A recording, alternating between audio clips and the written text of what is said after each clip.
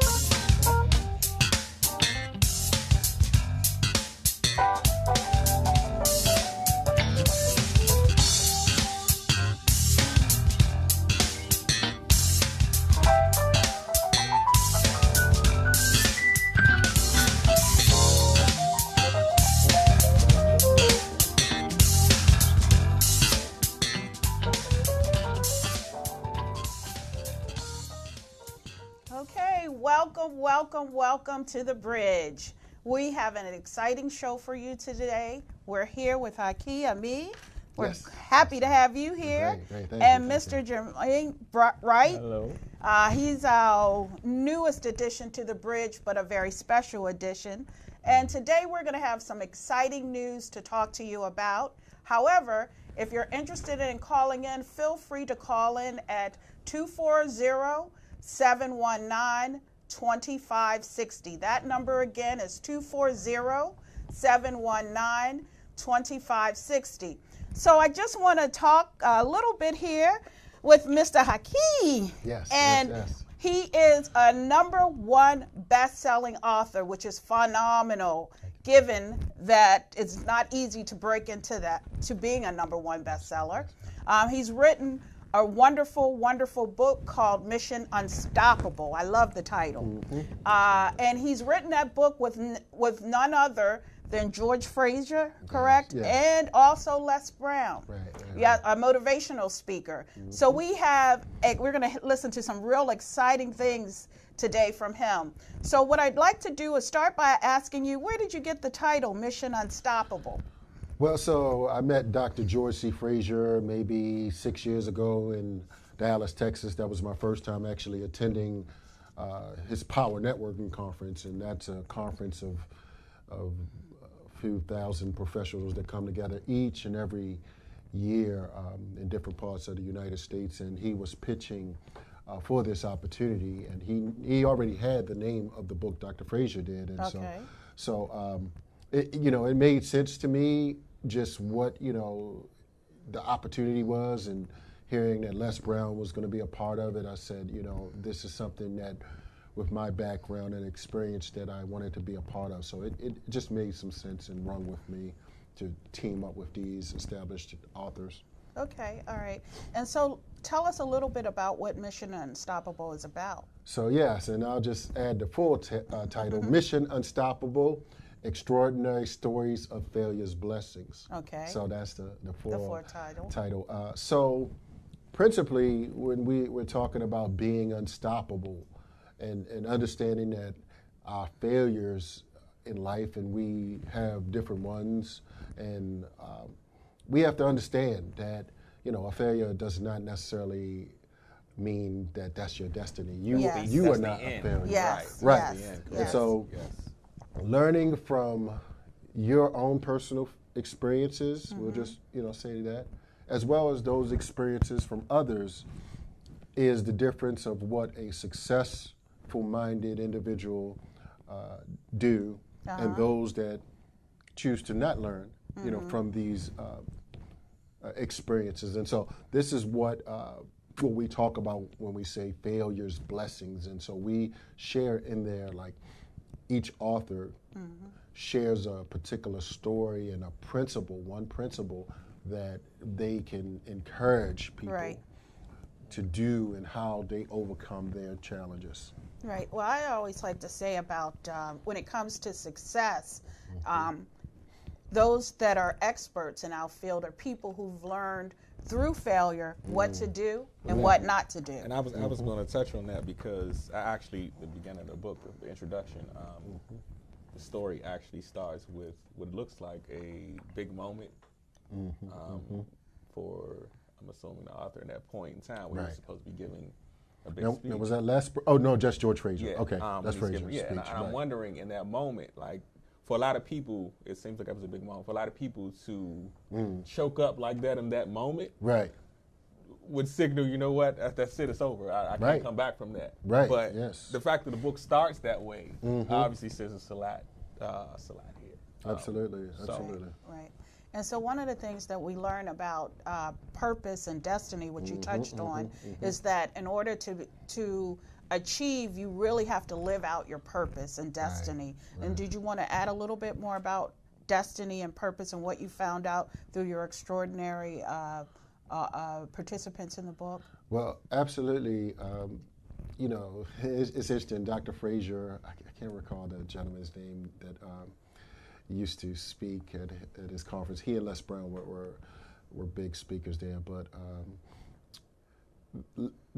George actually, as he shared his story and his experience of growing up in Brooklyn, New York, he lived in an orphanage, and his family were actually heroin addicts. Wow. Right? Wow. Okay. And I just use his example of saying that, when you are focused on your purpose, and regardless of some of the obstacles and circumstances, situations. Yes. And this is where that focusing comes on. I just spoke at Carver High School in Baltimore, and that was my topic, the focus factor. Yes. Going from good, better to best. Yes. And that's understanding that sometimes if we could stay focused on what we aspire to do, aspire to become, we can overcome these challenges. Right. Well, for me, I wanted to find out, I'm all about solutions to problems. And so from the various authors that you have in your book, what would you say are the top 3 key ingredients someone needs to possess to ensure success? Wow, it's a good question. Great question. Yeah. I'd say faith, absolutely. We can't do much without faith. Persistence. Persistence certainly is one. And belief. Wow, that's good. Belief is a powerful tool that we should use and acquire to overcome what we don't immediately see.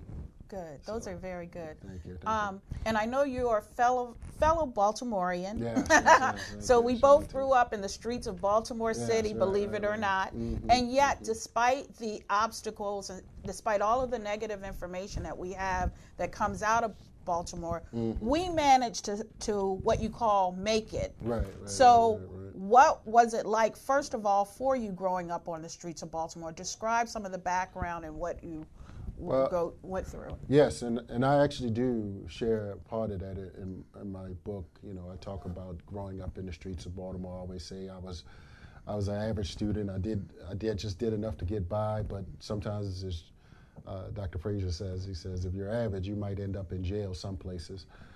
So growing up, of course, there were choices, you know, that unfortunately I did not make all the right ones.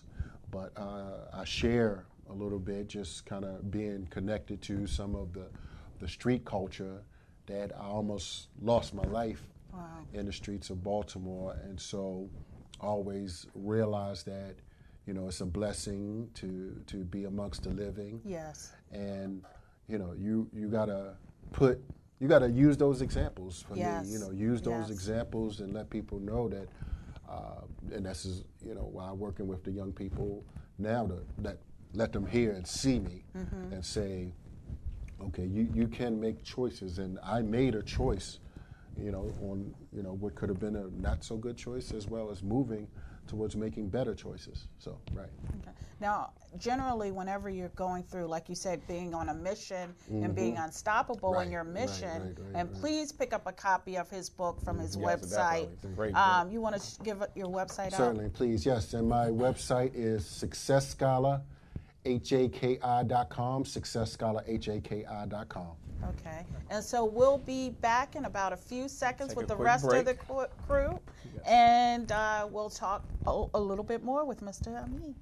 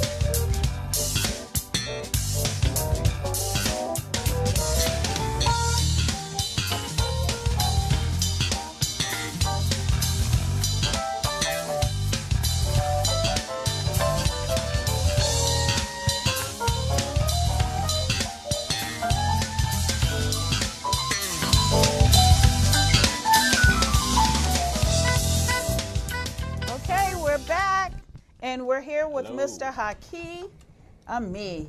And he's here with his wonderful book, Mission Unstoppable, Extraordinary Stories of Failures, Blessings, which I love that title. And so anyway, we want you to pick up a copy of your book. If you don't do anything today, but order a copy of his book, do so at SuccessScholarHaki.com. SuccessScholarHaki.com. And we need to really invest in our youth.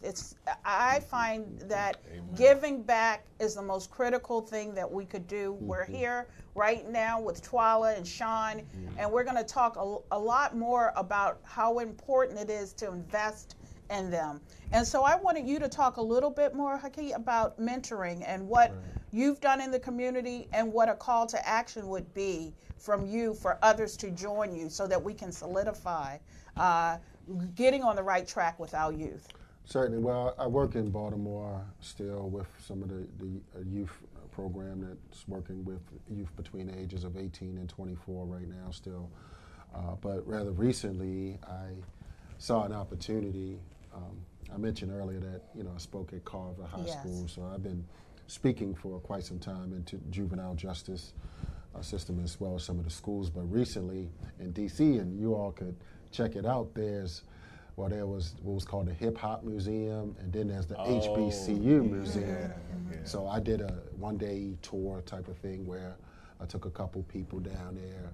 That's cool. They had a trap music one too, right? Trap music museum or trap museum. That's in Atlanta. Okay. That's in Atlanta. So this particular one is a touring museum. So it's in DC. I'm not sure how long it's going to be there. So they're going to be touring real soon. So I just had a good time with some young people to really know that history as well as the history of HBCUs. So. Right. So I just want to, share that that's an opportunity.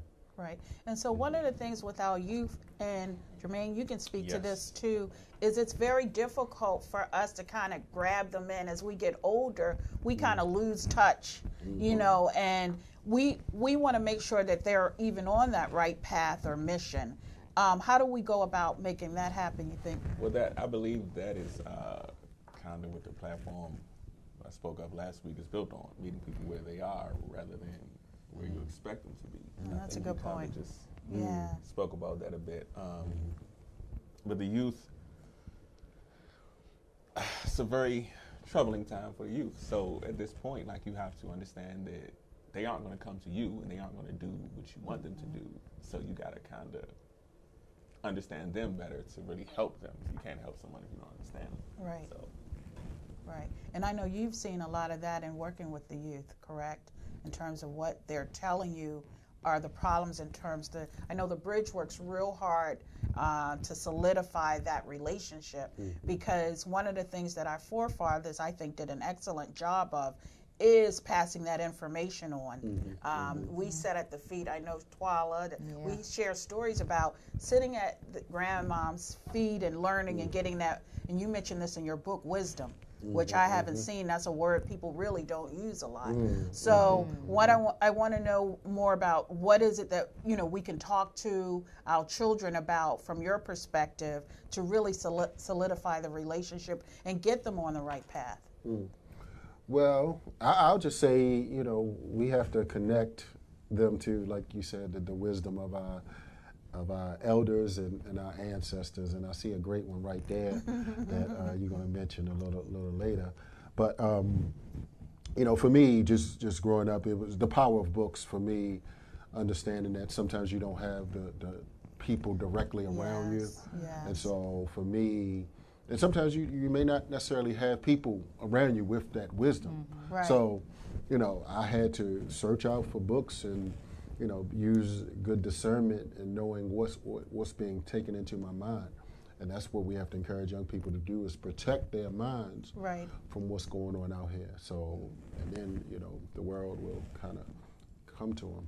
Right. Well, I'm sorry. I think Doc and I spoke about this phone conversation a couple of weeks ago, that the generational gaps as far as passing on information and knowledge from generation to generation has kind of been lost from my generation to above what you guys' generation. For whatever reason, a disconnect there is really big. And because of such, my generation has this I'm gonna live my best life thing as well as being a parent. And I don't think we really caught on to the fact that being a parent means giving all of that up. So the issues with the youth that we see now comes from a lack of attention from the parent. And it's why so much clutter with social media and the music and sports, why so much influence actually from these different areas on our youth. Which again, it's why we're going to have to meet them where they are, rather than try to change whatever we think we are at this point and what we think we can do. It's irrelevant. That's a good point. That's a good point. I'm sorry. And I think, Haki, you mentioned earlier about faith. Can you talk a little bit more about faith and belief? I thought that was interesting that you mentioned that first, as in terms of solutions. Well, absolutely. And I just use the example, and not to be religious in any context, but at one particular time, and I got this from Jawanza Kunjufu's book, there was the church, young people listened to, there was the church, there was, parents, there was schools, and then there was, peers at the end. And now it's turned into a reverse order. And let me add, television is in there towards the bottom. And media. That's a good point. And now it's the reverse. It's peers and television. Part of that problem is community doesn't exist anymore. So the community, that idea is gone. Right. And there's different reasons for the disintegration, of our communities in terms of the churches and the lack of connectivity that it once was, and where we must somehow get back to in terms of developing the diverse institutions that our community need. Right. And we know we've seen changes. I know I go to a good church, Spirit of Faith. Shout out to Dr. Mike. But I think that the churches do need to kind of tighten it up a bit. And what happens is that there's legislation that gets passed that deadens that voice. And I know Twyla has always been very eloquent in your understanding of how big of a purpose and that the church played during the 60s civil rights movement. And I think we also need to find other avenues of doing what the church hasn't done. So I think you mentioned neighborhoods and communities. And it doesn't take a lot for us to get involved in our neighborhoods or communities. Absolutely. And I think it comes back to the old saying, teach one, each one, teach one. Yeah. Getting back to Each some one, of those reach one. basic things. But the piece I like that you talked about, Haki, is really education and reading. And I find it fascinating that there are some things you can't always get from a parent or even your community. A book can change your entire mindset. And so I'm always encouraging the youth to make sure that they read and read things, all types of books. It doesn't have to be just read. Just read. Just read, because one book can radically change how you're thinking about something and put you on a path to a mission unstoppable. Do you want to speak a little bit more about that? Well, I'll just read real quick. And Okay. We have other guests as well, hosts as well. Yeah. But, take your time. Okay. I'm just trying to. Take your Thank you. time. Sure. No. For me, just having these experiences, growing up in the streets of Baltimore, I always looked at when I turned 19, 20, like what could have happened, if I had made a wrong choice, like many of my peers. And so being angry and frustrated that that this kind of thing can never happen again, and just searching for knowledge. I read 100 books a year for 11 years. Wow. On a diverse amount of topics to, as you mentioned, freeing oneself, from the bondage of just the fact that I could have made a wrong choice, And so, and this is what caused me to be very focused in terms of having that purpose and direction. Right. So, just searching for knowledge and that word wisdom. Right. Caused me to have that burning desire to get free, actually. Right. Well, I know you did a videotape that I happened to watch on poverty and anger. Okay. See where, Okay. and I really enjoy that because what you were really saying is that when you're in it, you've got to make some strategic changes for yourself when you're around poverty and you're dealing with a lot of angry people. And I thought for me it was profound because I found that a lot of times when we do go astray, it's not us by ourselves. It's always a peer or someone around you infiltrating your thought pattern or your thought system. Right. You want to talk a little bit about that? Because to me, that just talking about anger and poverty and what people need to do differently. Well, I agree certainly, and I appreciate that. I mean, you know, we in our community,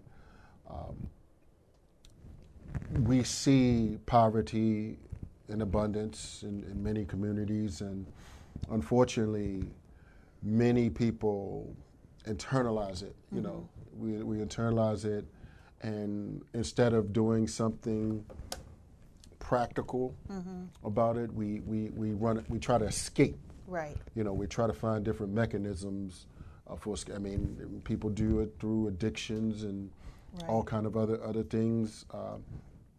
As well as, you know, being irresponsible fiscally. Right. You know, and that's a reality within our community as well. Like, you know, what part are we going to take some type of responsibility for?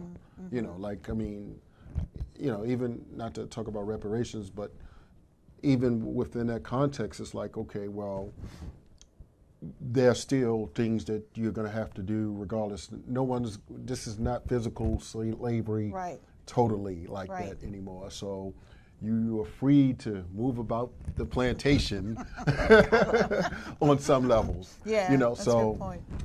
So we have to understand that, you know, looking back at it historically at how slavery was structured, that, okay, people still moved in slavery. Right. And this is what, you know, what I have to realize, that we still have this caste system in America, racial, economic pecking order, if you will. And how do we, as Brother James Klingman,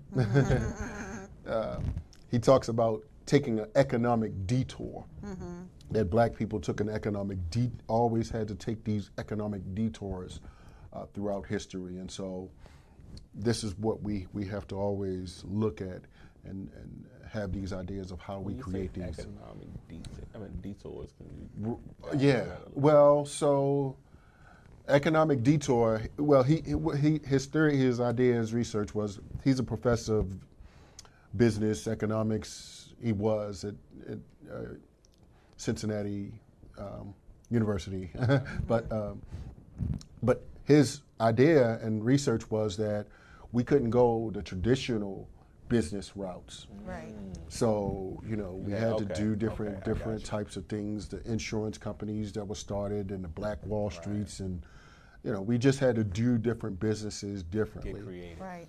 Right. So I believe that, you know, in the 21st century, there are some opportunities that are simply still going to be blocked in a sense. And so we have to really focus our historic racial analysis of what these industries are, and, you know, understand, is it a time to push open the door, or is it a time to just, you know, say, okay, let me go do my own thing? Yeah, that's an interesting avenue, because I'm new generation, but I grew up in Northwest DC town. Experienced probably a lot of the same things. However, my generation is not one that believes you can stop us from anything that we want to do. Wow. Why is that? Why do you think that is? I don't have the logical answer. I wake up every day believing if I want it, I'm gonna go get it. And it's really nothing you can do to stop me from it. Now that becomes a problem too, though, because that's why you also have so many, like you just said, you have so many young guys that wind up making knucklehead decisions because they feel like, who gonna stop me?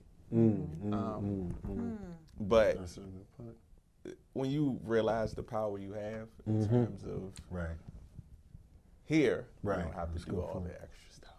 Yeah. So when you said read. Like I'm not, I mean, the 100 books a year is awesome, but I would just pledge just read, build your vocabulary. You know, Right. That's a good point. Never be caught off guard. Right. Here, Right. because physically we can be stronger, we can be faster. Yes, we can rap, we can act, but listen, when it's all said and done, you're gonna get old, and then what does it all matter? Right. All you have is your mind. Then. So at that point, get it all while you can get it, and go for it. Right. So I don't know if that wall really exists. I just think, like you said, strategically, I think it's timing. Like, we're at a time now where we can take. If you watch the athletes, they're taking control of their own brains. You know, it's about timing. 20 years ago, you would never say that. I wish you would have one of these basketball players speak up the way they're speaking up now. They would be. Yeah. So it's about timing. I don't think the wall really exists or the ceiling. And that's an excellent point. And this is where that's where faith comes in. FYI, yeah. That's the whole. That's the answer. Yeah, absolutely. That's the answer. We can't. That's the answer. Because you can be fearless as long as you maintain a moral code or your faith. Exactly. But you know what I wanted to say is about. I remember growing up, the library always had these reading programs in the summertime that you can go and read and. You'd win prizes if you read so many books in this period of time, stuff like that. But that was a different time because there weren't a whole lot of options for a whole lot of other things to do during the summertime besides play and go to the library. And then they engaged you to the library because usually the play areas were close to libraries. Right. Now, having come from the academic side, academia, I can say that the problem today with telling someone to read is that they can't read.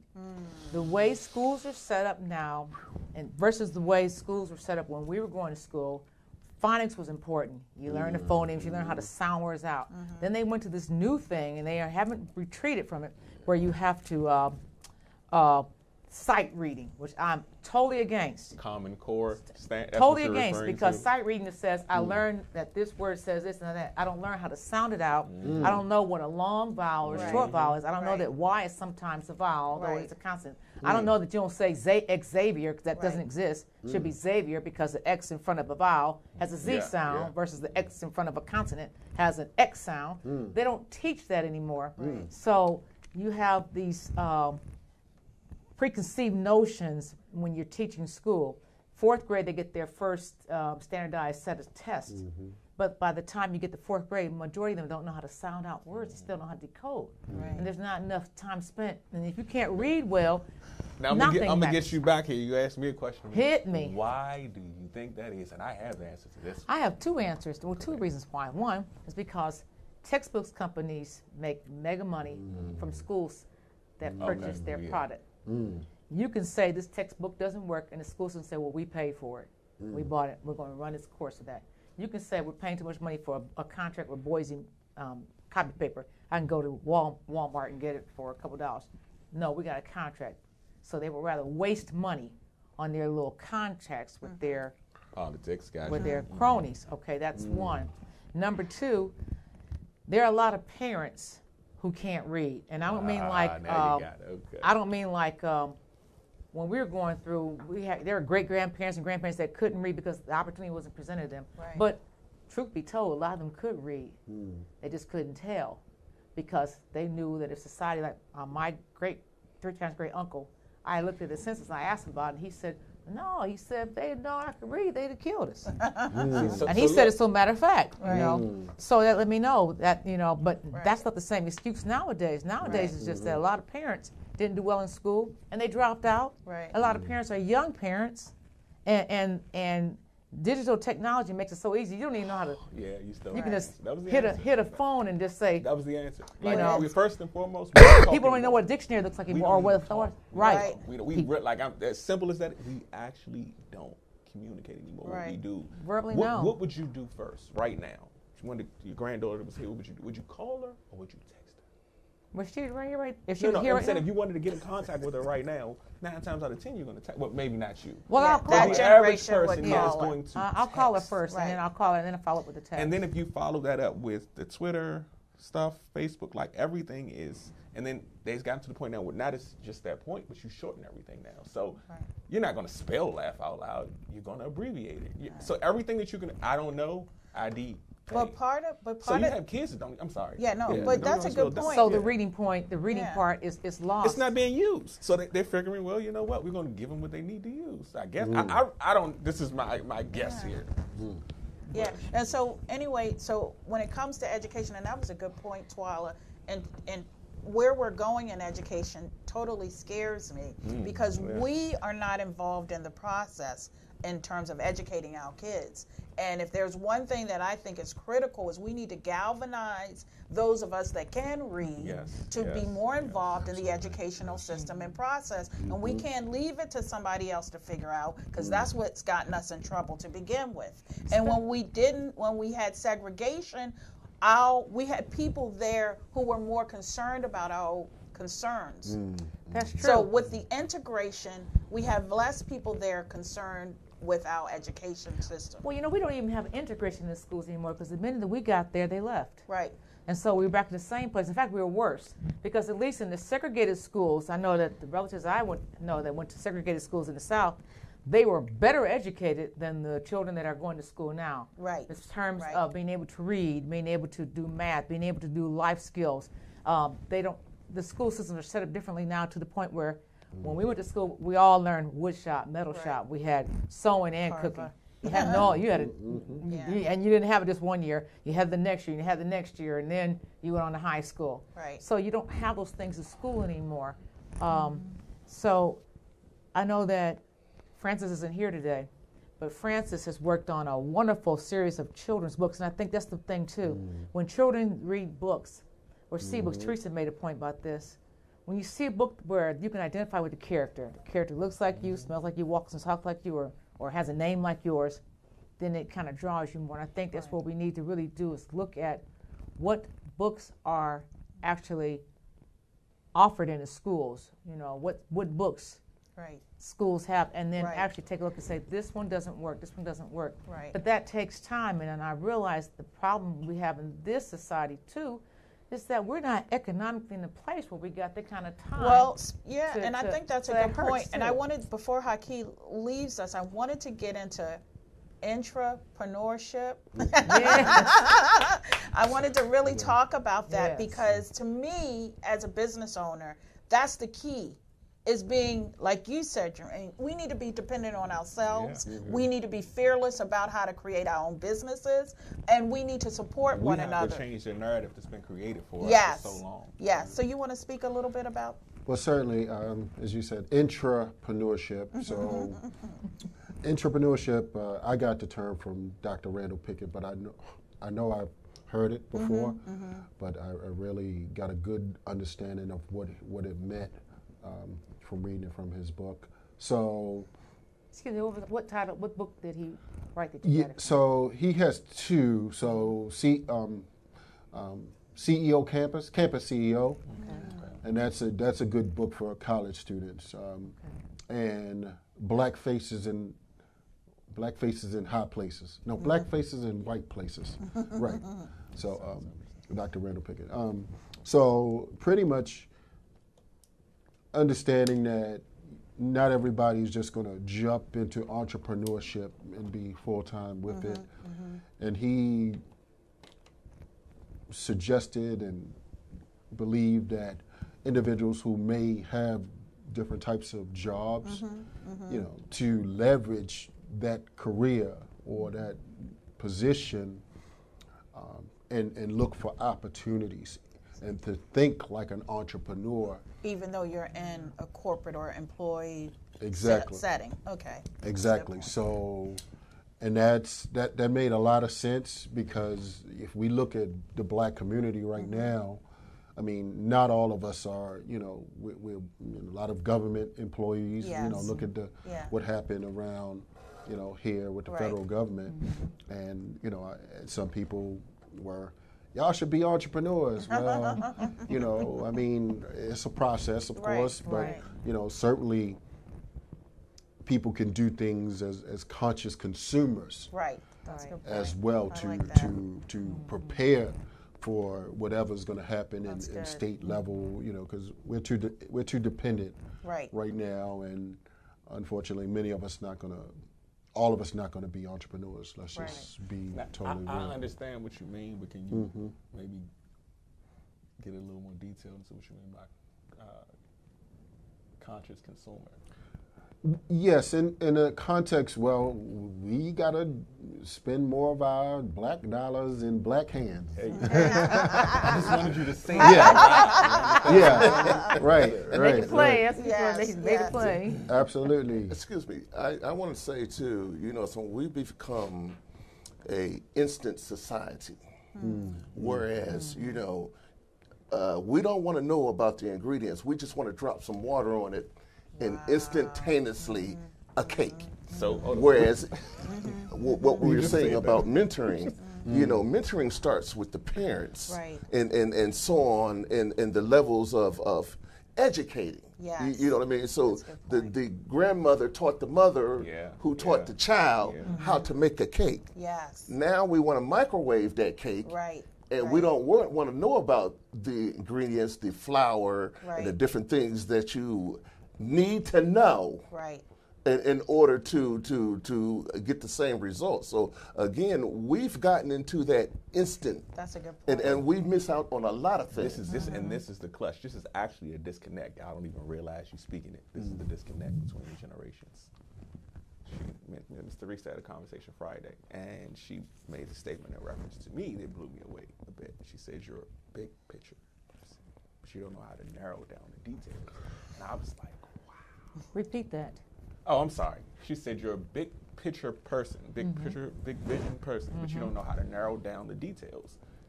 And I told my wife, I told my mother, I was like, that was really good. Like, that was really, for somebody to just meet me on Sunday, that was pretty good.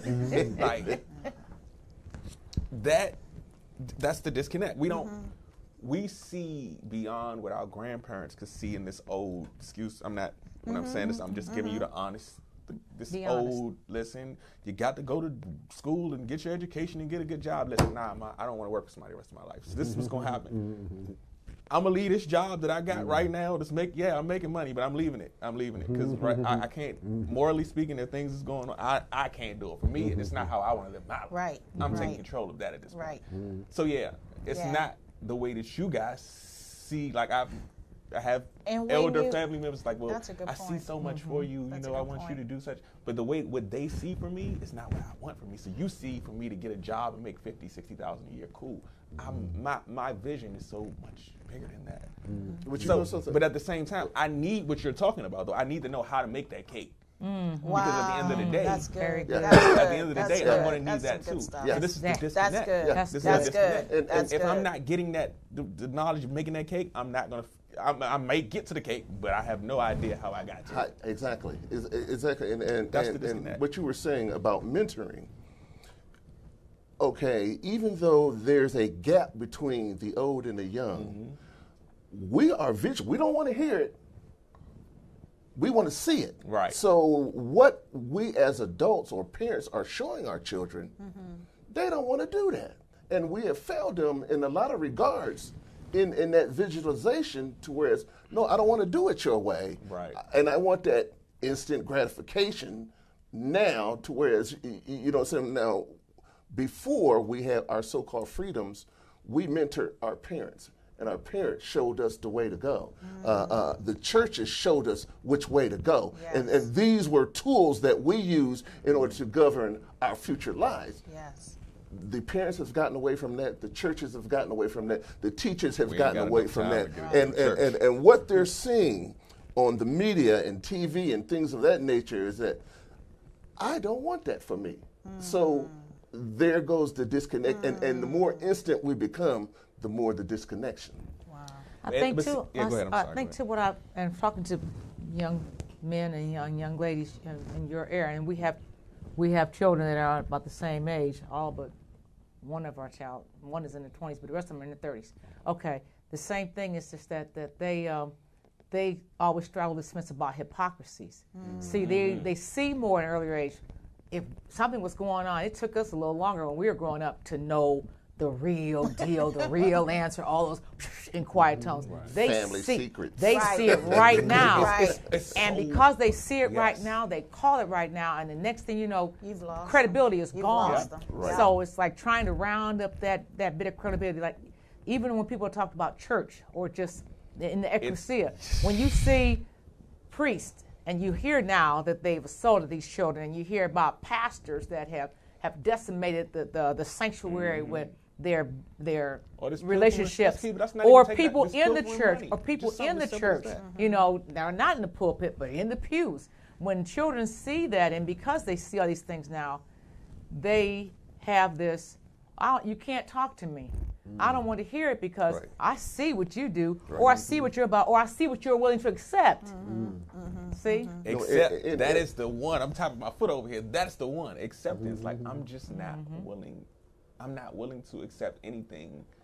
I'm about to turn 38 in a couple of weeks. I got kids of my own now. Like, so you think just because you are 50, 60, and listen, I understand, I respect you as my elder, but listen, I got children of my own that's coming up, and I can't figure it out for them by what you went through 40 years ago. I'm sorry, it's not that way right now. But I think Haki has the answer to that when he started out by talking about the wisdom and like you said, in terms of purpose and destiny, that not everybody else has the same purpose or destiny, and we need to give weight to that as elders, because there are some things we don't do correctly either. Instead of putting it all on the youth, we need to accept that my kid may not grow up to be a corporate worker.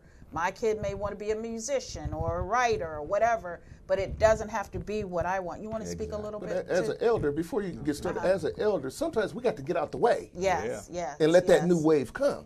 Because their energy and the things that they can do, they can take it to the next level. So, you know what I mean? Now, Moses took them to the mountain. But what's his name took him over. Have mercy. You know, not that Moses couldn't make it, but he wasn't ordained to do that because of whatnot. But yet still, I'm just saying, you know, so we got to get out. Well, not we. I ain't talking about me because I ain't old. Where you married? But anyway, but you know what? We have to teach, and as elders, the chief ain't always the chief. You see what I mean? So the chief, you know, we have to teach him that wisdom. King Solomon and David. That's all you got to. If you know the story, that's all I got to say. That's all I'm saying. I didn't mean to cut you off, but no, I'll just add, you know, and I'll just kind of plug here that I'm going to be in this film called No More Chains. A young lady did it in Fredericksburg, Maryland. She's from Fredericksburg, so we doing some screenings. And Isaiah Washington, I don't know if any of y'all know him. He'll be here. He'll be coming. We're doing a screening on the 21st of March. It's going to be at the Magic Johnson Theater.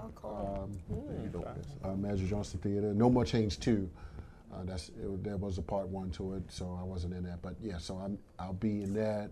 But it's dealing with releasing the chains of bondage, various types of bondage. And, you know, I have a good part in that. So what time will that be? 6 o'clock. 6 o'clock. Okay, 6 o'clock. And it may sell out, so I just tell people to go to Eventbrite, eventbrite.com, look for No More Chains 2 in Largo, Maryland. Thank you. March the 21st. So hopefully on Eventbrite people can see it and those that want to come. So you want to tell us where we can find your book, and please pick up a copy today or tomorrow. Varies. Thank you. Well, SuccessScholarHAKI.com, SuccessScholarHAKI.com. And you'll see my book, and this is Black Friday 2. I'm in that. I think Brother Klingman is in some of those as well. So it's good to be here. Good opportunity to share with you all. So keep up the good work. Well, we're happy to have you, and we're appreciative for what you're doing in our community, because you're a grassroots promoter in the community. You're really out there actively working, you know, and we appreciate that from you. And so I have a couple of announcements, and we have a community commemoration call to action. Dr. Frances Cress Welsing. Yes. Woo, woo, woo. She needs it. Great answer. This woman, for me, when I started reading and following her, I get so full because of her knowledge and how she just, some of the things she brings out, everyone may not agree, but they're powerful statements. So she'll be, they're doing a save the date for her in commemoration and honor because she's passed away, Sunday, March 17th, 2019 at 4 p.m. And that's going to be at the Thurgood Marshall Center, 1816 12th Street. And we got to get the Northwest in there, Washington, D.C. So please come out. Please come out. We need to honor her. And she was a phenomenal. I still listen to her tapes today. Yes. And then we have also Seniors Against Domestic Violence. And that's GATS, GATCCS. It's a free job readiness workshop. Thank you, Twala. And job placement. It's each Wednesday, 10 a.m. to 1 p.m. And that's going to be at Bladensburg Community Center, 4500 57th Avenue, Bladensburg, Maryland, 20710. So please, if you know someone who needs a job or anything, they're going to have free fresh fruits and vegetables, right? And no ID is required. So it's in Bladensburg. Again, I'm going to give that address. It's 4500 52nd Avenue, Bladensburg, Maryland, 20710. So please come out and support. We're here as a resource center to ensure that you can live your best life yet. I also wanted to quick plug DMV ITG Intergenerational Group presents Laughter Soup. It's a comedy show that we're putting together March 27th. We have a matinee at 12 p.m. as well as an evening show at 7 p.m. Tickets are $30. The event will be held at Harmony Hall Arts Center in the John Addison Concert Hall, 10701 Livingston Road, Fort Washington, Maryland, 20744. Again, we have two shows, one at 12, one at 7 p.m. And you can contact Ms. Ida Gardner at 202-413-4988 or 202-413-5191. Okay. All right, so let's please support our community. But before we sound off, we've got to have Ms. Twala do our walk the walk. Walk the walk. On this date in 1991, we saw a brutal beating of Rodney King on a tape. And after that court hearing and during the midst of that trial, he was in front of the people and he said one thing: can we all just get along? The question is, can we all just get along? And I'm not trying to talk about this group and that group. I'm talking about our group. I'm talking to you now. I'm talking about American descendants of slaves. I'm talking about Africans and African Americans. Can we all just get along? This week, I want you to reflect on how you can be an instrument in helping us all learn and activate the tools necessary to be able to get along. Hey, if we get along, we'll all be strong. Yes, that's good. Next week, we have Miss Miriam Whitehead Bryce, and she is here with her And I Don't Surrender to Judgments, a powerful, powerful book. Next week, you know, this is the week that we celebrate or we give homage to those that are our brothers and sisters that are living with HIV. And I'm saying living with HIV, not existing. They're living with HIV. She has a powerful, powerful testimony. Her face looks like us. You all have seen her before. You've heard some of her work. And before the end of the month, we'll have one Sunday where we'll have a thank you, Bill Cosby. And we'll be talking about Black men and how they are being ostracized and demonized in our society. So I want everybody to chime in on that. And then following that, Francis will give us a wonderful journey through Ghana. And at the end of the month, we will have Kalichi from Appeal that will be here with us. So final thing you have to say there? Yeah, I want to just throw this in there. Like last month was Black History Month. And we're in March now. And guess what? We're still creating history. That's all. So we can get to that next week. I need to make sure we get to this point. You know, we talked about a lot of stuff, but that connecting the dots thing where this is the problem of the youth and the church. Oh, then you already started your walk to walk this right now. Has to evolve, and I know nobody wants it to. I know the church has this, and I had to get this out before we end. This thing of I don't know about this new music, and the kids come to church and listen. If you want change, the church has to evolve. If the church, everything that you just said is the key. We can see for ourselves.